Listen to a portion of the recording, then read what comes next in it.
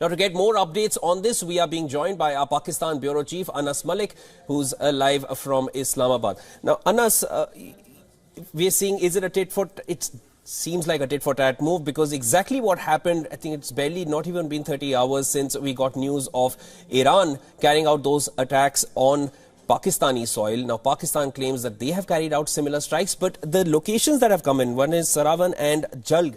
Saravan is far inside Iran, far deeper than where Iran had targeted. Talk to us about what this implies.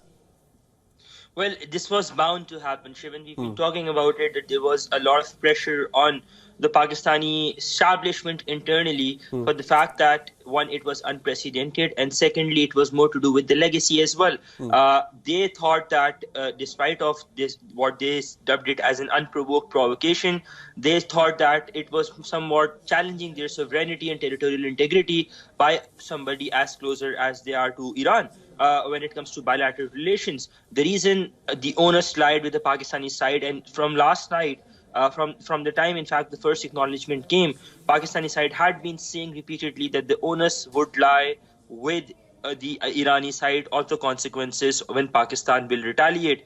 Now, sources in the government and senior sources, official sources, have confirmed that the Pakistani Air Force went deep inside Iran up until 40 miles and have struck terror targets of the Baloch Liberation Army and the BRAS. These are at least 7 targets have been engaged. Most of them have been engaged in the Shamshar village in the Gulshan area of Sistan, Balochistan province. The other targets that have been engaged are in the Saravan and Jalk areas of the Irani side in Iran's Balochistan, Sistan. Now, this is something that has been a problem, because the Pakistani side has long been saying that across the border, Baloch terrorists have been harbored and nurtured and given safe spaces by the Irani side.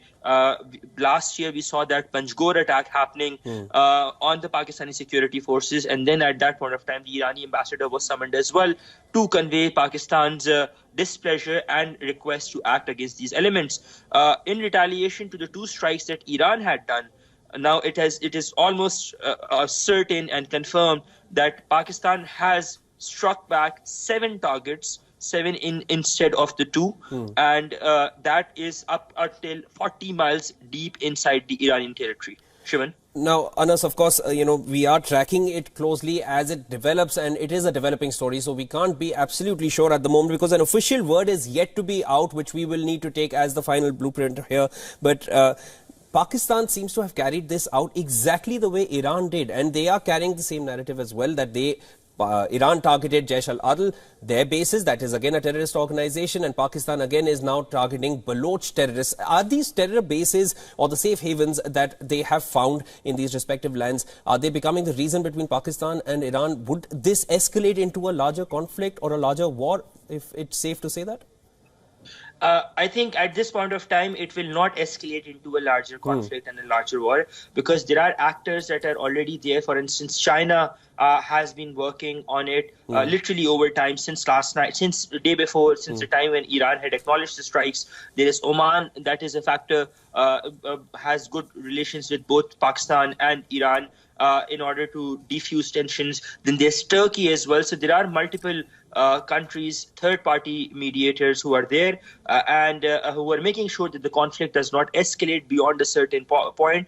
And that is something I believe that the Iranian leadership and the Pakistani leadership, they both understand. As I said, it was a matter of face-saving for the Pakistani side, that they just had to act. They could not sit back and relax or give a brave face that in case if something of this happens again, then they would have acted. The reason they went on, as per the claim by the Pakistani security officials, that the Air Force engaged earlier this morning, into hideouts on the Irani side of Baloch terrorists. That's what they claim. And an official word from the Pakistani military or the Pakistani MOFA spokesperson is yet awaited. What we understand is that at about 11:30 a.m. Pakistan time, in about 3 hours from now, there will be an official briefing of the Pakistani Ministry of Foreign Affairs, a weekly briefing, and we expect some information on the matter to be shared during that weekly briefing. Shivan? All right, Anas, we'll let you go for now. Of course, this is a developing story, and we will get back to you as you get us the latest updates of what's in store.